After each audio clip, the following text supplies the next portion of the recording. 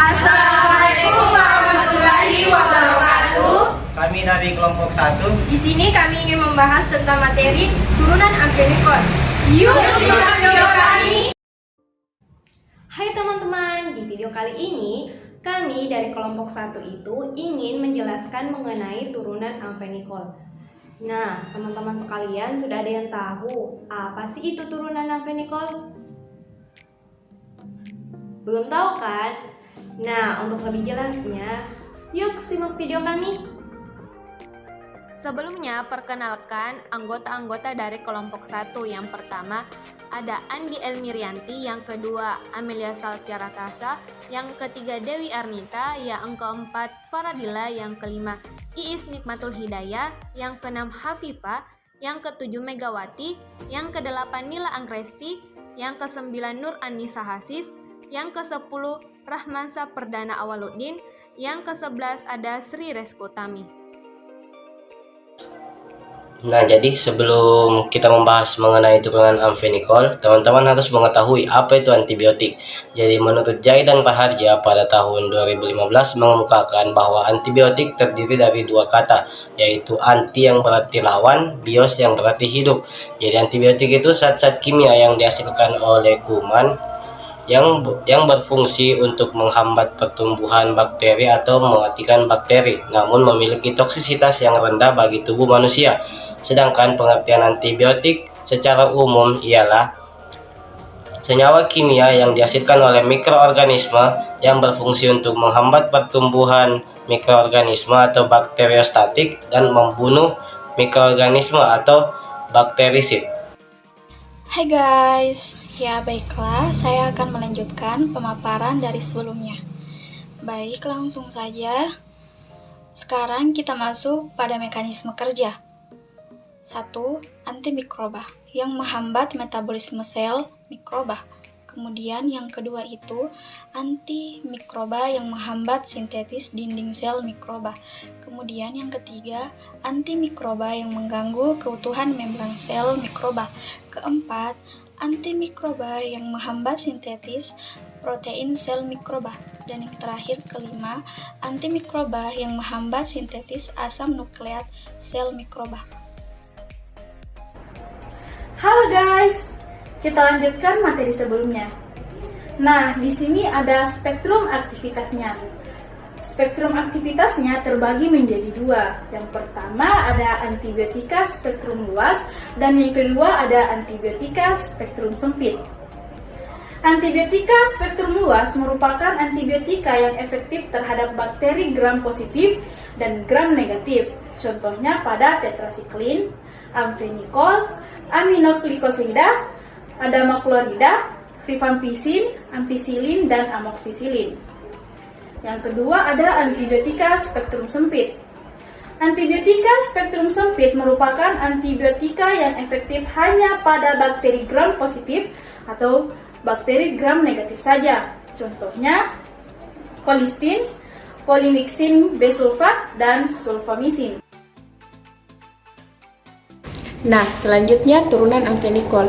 Turunan amfenikol adalah senyawa antibiotik yang terdiri dari kloramfenikol dan senyawa sintetik analognya. Merupakan senyawa bakteriostatik dengan spektrum luas, bersifat mudah larut dalam lemak sehingga mudah menembus sel bakteri.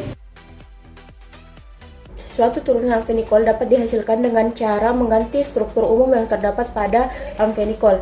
Nah, ada dua gugus yang belum terikat pada struktur umum amfenikol, yaitu R1 dan R2. Nah, R1 dan R2 ini dapat diganti dengan senyawa hidrokarbon. Setelah mengganti R1 dan R2 dengan senyawa hidrokarbon, dari situlah dapat dihasilkan suatu turunan amfenikol, seperti asid amfenikol, kloramfenikol, setofenikol, dan tiamfenikol. Nah, selanjutnya saya akan menjelaskan mengenai mekanisme kerja dari antibakteri amfenikol. Mekanisme kerjanya yaitu menghambat protein pada siklus pemanjangan rantai asam amino, yaitu dengan menghambat pembentukan ikatan peptida. Setelah menembus sel bakteri, turunan amfenikol ini mengikat subunit ribosom 50S secara terpulihkan, kemudian menghambat enzim peptidil transferase sehingga mencegah penambahan asam amino pada rantai peptida. Akibatnya terjadi hambatan pembentukan ikatan peptida dan biosintesis protein, dan hal ini terjadi selama antibiotik terikat oleh ribosom. Nah, dengan kata lain, turunan amfenikol menghambat pemanjangan rantai peptida dan pergerakan ribosom sepanjang mRNA. Penghambatan ini bersifat stereospesifik, hanya isomer demin trio yang aktif. Turunan amfenikol juga menghambat sintesis protein mitokondria mamalia karena ada persamaan antara ribosom 70S bakteri. Sekarang kita masuk pada hubungan struktur dan aktivitas dari turunan amfenikol. Pada hubungan struktur dan aktivitas dari turunan amfenikol dibagi menjadi 4 bagian. Bagian A itu ada modifikasi pada cincin benzen. Nah, modifikasi pada cincin benzen ini terbagi lagi menjadi 4 bagian.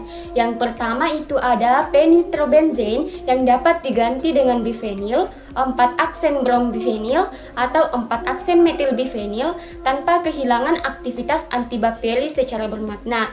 Kemudian yang kedua itu ada penggantian gugus fenil dengan gugus aromatik atau alisiklik lain seperti sikloheksil, furil, naftil, piridil, quinolil, dan tienil yang dapat menghilangkan aktivitasnya. Pada bagian ini hanya turunan nitrotienil yang aktif sebagai antibakteri, meskipun aktivitasnya itu lebih rendah dibandingkan dengan kloramfenikol. Nah, 2 bagian sudah dijelaskan oleh teman saya. Selanjutnya kita masuk ke bagian ketiga, yaitu penggantian gugus nitro dengan gugus penarik elektron kuat seperti asetil atau biasa disebut setofenikol atau metilsulfonil atau biasa disebut tiamfenikol. Senyawa tetap aktif sebagai antibakteri. Penggantian dengan substituen lain seperti sianida, halogen, hidroksida, atau gugus heterosiklik menghilangkan aktivitas karena terjadi perubahan keelektronegatifan volume molekul dan sistem tipe pequinoid. Selanjutnya, pada bagian keempat, yaitu pemindahan gugus nitro ke posisi orto atau meta, menurunkan aktivitas antibakteri. Berikutnya ada hubungan struktur dan aktivitas. Bagian B, rantai samping asil sangat penting untuk aktivitas antibakteri. Meskipun demikian, pada rantai samping tersebut dapat dilakukan banyak substitusi. Nah, peningkatan ukuran rantai menyebabkan penurunan aktivitas. Substitusi gugus dikloreasetil dengan gugus asidoasetil atau asidamfenikol menghasilkan senyawa yang tetap aktif sebagai antibakteri. Hai, yuk kita lanjut di bagian C, hubungan struktur dan aktivitas. Nah, sterokimia sangat berperan untuk aktivitas antibakteri. Karena kloramfenikol mempunyai 2 pusat kirat, maka dapat membentuk 4 isomer, yaitu yang dimana ada negatif treo, positif treo, negatif eritro, dan positif eritro. Nah, dari keempat isomer tersebut yang aktif sebagai antibakteri hanyalah isomer D negatif treo. Sterokimia kloramfenikol dapat dijelaskan dalam gambar sebagai berikut. Yuk, next! Nah, selanjutnya bisa kita lihat bersama-sama ada 4 struktur di slide. Yang pertama yaitu ada negatif treo, yang kedua ada L positif treo, yang ketiga ada L positif eritro, dan yang terakhir ada D negatif eritro. Nah, untuk perbedaan antara positif dan negatif pada treo, untuk D negatif treo yaitu di sebelah kanan itu berarsir hitam pada rangkap OH, sedangkan untuk positif di sebelah kiri berarsir hitam pada rangkap HO. Dan untuk perbedaan antara positif dan negatif eritro ada pada positif yaitu tidak berarsir, sedangkan untuk pada negatif eritro itu berarsir hitam. Nah, itulah perbedaan antara struktur kloramfenikol 4 isomer. Hai guys, nah hubungan struktur dan aktivitas selanjutnya yaitu penggantian 2 gugus hidroksil, perluasan atau pemendekan gugus CH2OH ujung, dan substitusi atom H pada C2 sehingga menghilangkan aktivitas antibakteri. Di sini terdapat poin terakhir pada hubungan struktur dan aktivitas turunan amfenikol, yaitu penggantian atom dikloro dengan dibromo itu dapat menurunkan kekuatan bakteri, sedangkan penggantian pada CF3 itu dapat meningkatkan aktivitas hingga 1,7 kali terhadap Escherichia coli atau E. coli. Itulah tadi penjelasan mengenai turunan amfenikol pada kelompok kami. Nah, teman-teman sekalian sudah tahu kan apa sih itu turunan amfenikol? Dapat disimpulkan bahwasanya turunan amfenikol adalah antibiotik yang terdiri dari kloramfenikol dan senyawa sintetik analognya. Yang dimana turunan amfenikol ini merupakan senyawa bakteriostatik yang memiliki spektrum luas.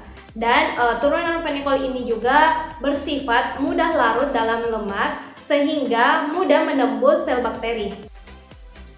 Jadi yang belum nonton video kami jangan lupa nonton ya. Saksikan juga video-video selanjutnya dari kelompok kami. See you! Sekian video dari kami, semoga apa yang kami sampaikan bermanfaat buat kalian semua. Kurang dan lebihnya mohon dimaafkan.